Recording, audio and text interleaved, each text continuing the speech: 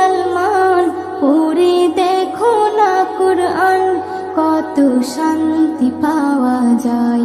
কুরআন মধুর বাণী, আমি যখনই শুনি আমার মন ভরে যায়। কুরআন মধুর বাণী।